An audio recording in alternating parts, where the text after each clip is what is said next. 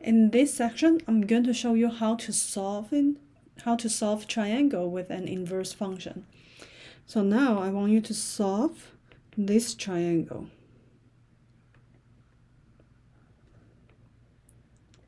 So let's say this is theta and this is alpha. The angle measurement we don't know. And we know that this is 12, this is 9, this is x. First is, how do we solve theta? How do we find out theta? Now we know that these two sides, the adjacent side of theta and the opposite side of theta. So you need to be careful. This notation is relative. Let me erase alpha now because we're just talking about theta. So this is the adjacent side of theta, and that is the hypotenuse of theta. So that means we need to use cosine. So we'll have cosine theta is equals to the adjacent over the hypotenuse. Okay, but we try to solve theta. So that means I need to use the inverse function arc cosine theta. Again, input become output, output become input. So that means this is 9 over 12 equals to theta. Now, we can simplify it.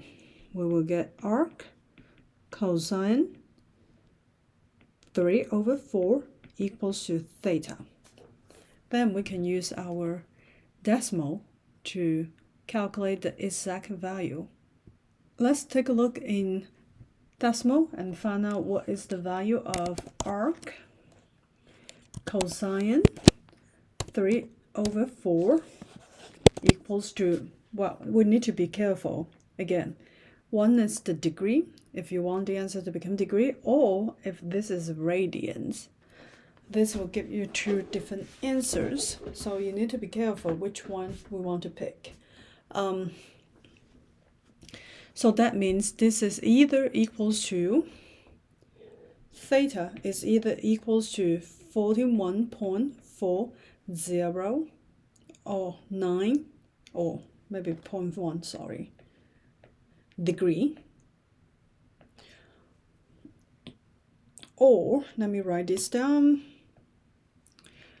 Or in radians means this is equal to 0.227 radians. Okay? So that means when you answer for your answer, you need to add the two units to your answer. Otherwise, I will not know which one is which one. Okay, after we solve theta, do you remember that earlier? I also want you to solve alpha.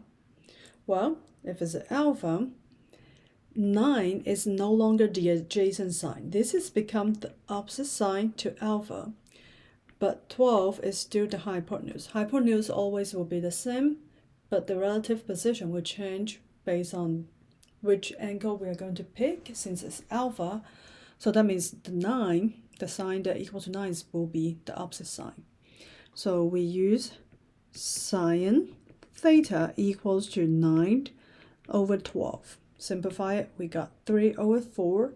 We want to solve, not theta, sorry, alpha, because we use theta too much. So that means the inverse of the sine function is 3 over 4 is going to equal to alpha. And then we're going to use GeoGebra to solve that, which is arc sine 3 over 4 in radians is equal to 0.480. So that means alpha equals to 0.8481 radians. And you can also find the degree. Either one works. Now we have theta, alpha. We also need to solve for x. Well, x is relative easy because we can use Pythagorean theorem to find out x. So we got 9 squared plus x squared is equal to 12 squared. When you simplify it, you will have x squared equals to 12 squared minus 9 squared, and then x squared is equals to 141 minus 81. This is equals to square root of 63. When you simplify it, you have to simplify it. This is equal to 3 times square root of 7. So that's it for the answer. You can rewrite it. Theta is equal to 41.1 degree. Alpha is equal to A4A1 radians. Either one is correct as long as you put the degree or the radians as the unit next to it. And the length of x is equal to 3 times square root of 7. Okay, let's do another example. Now, we have a triangle. Look like this one, theta, 10, x, and 6. This is, let's use this notation, either one or even tau or epsilon. Any Greek yoga, not Greek yoga, any Greek letter works. Now, first of all is theta. We want to solve the theta. We have sine theta is equals to 6, the opposite side over the hypotenuse. So that means the inverse function of theta, no longer theta, we use the ratio 6 over 10 is equals to theta. And then we use GeoGebra to solve it.